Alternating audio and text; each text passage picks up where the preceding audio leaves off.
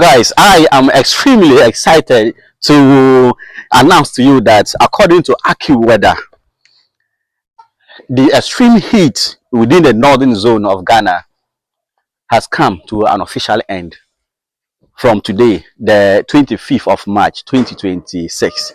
And this is so exciting to us within the northern zone because the extreme heat not only affects us, the human beings, but those of us who are into poultry.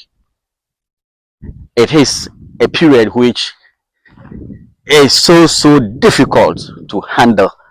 There are many reported cases of people whose chicks die every day because of the extreme heat. Some resort to so many different kinds of management. Some will put ice cubes in their water. Others will put um, salt in their water, whereas others will bring knapsack sprayer and just spray water into the rooms, whereas those who are not able to do anything about it, they just leave them to die because the extreme heat reaches sometimes 41 degrees Celsius, and this is so terrible.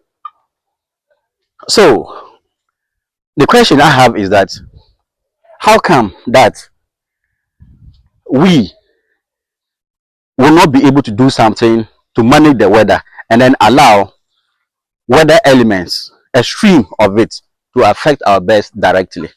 Well, if you invest your money, certainly there are means that you took to curb extreme weather or even extreme rain or whatever extreme it is, harmattan or whatever it is. But then, majority of us who are starters like me are not able to adopt the very best standard of ensuring that there is a cooling system into our chicken houses. So the best some of us do is to raise the chicken house like this, so that from this bottom to the top there, the gap will be like 8 feet, so that there will be some ventilation. But then it also exposes the chicks to extreme harmattan condition, and also exposes the chicks to rain water falling into the rooms, unless you are going to get things like this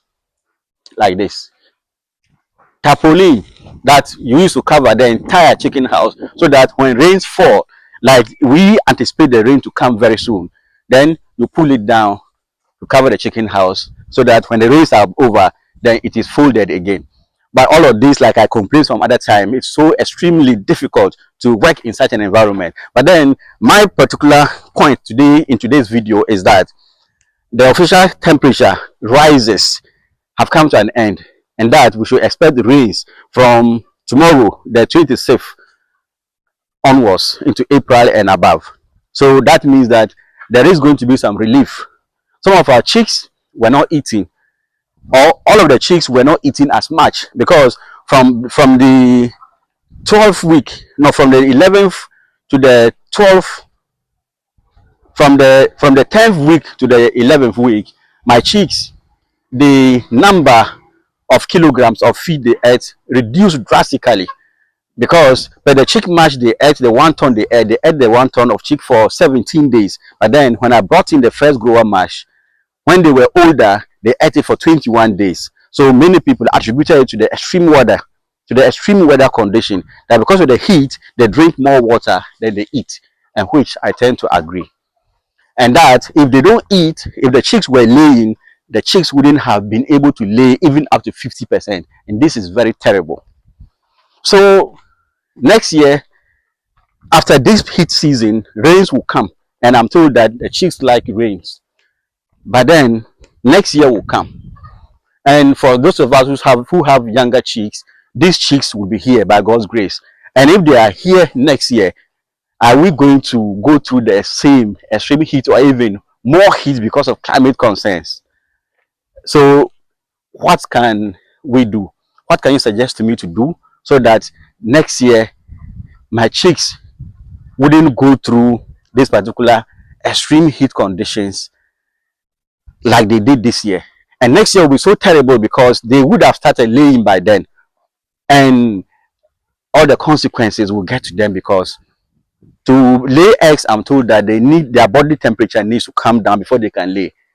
And if the very heat season is coming next year, then how will I be able to manage? Some have said that I should seal the building and then put fans.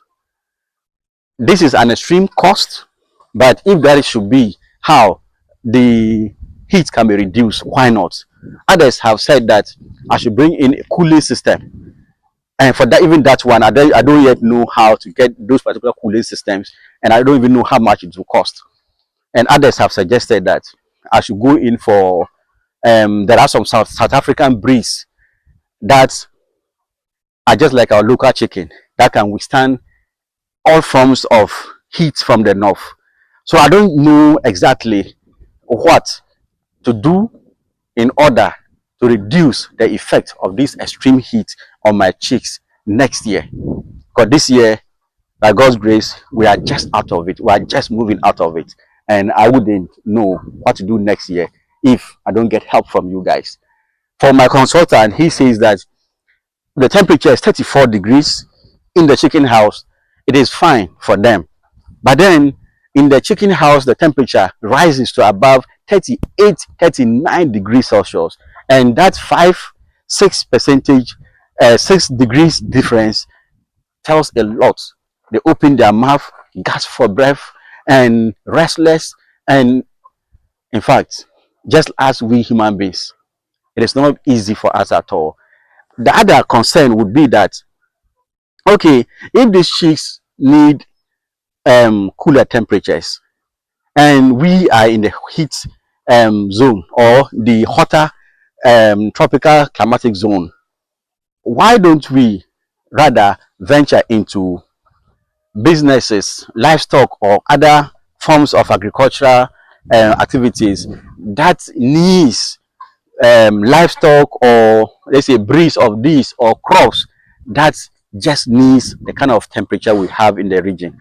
I have been thinking about that, and I think I'll have to do more research on this and get back to you people on the findings I will have. But if you already have some results on the type of livestock, the type of poultry, the type of crops that we can do here, that the heat will rather be of benefit, that we have comparative advantage, then this would be all well and good.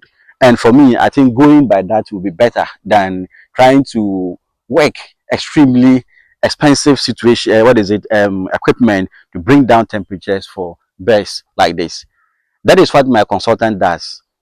He has, his rooms are just like this my apartment, and he has put in cooling systems, and the chicks are enjoying. Even in this extreme heat, he gets up to 91% production, and that should be the ultimate. But as a starter, you cannot get that. But that should also tell that per what he does to reduce the temperature, those who are not in a climate zone like this, they do not do that, but then probably they also get 91 and even above percent production from their eggs. That will mean that they have a competitive advantage over him, even though for those who don't have such conditions, he also has a better production rate than them.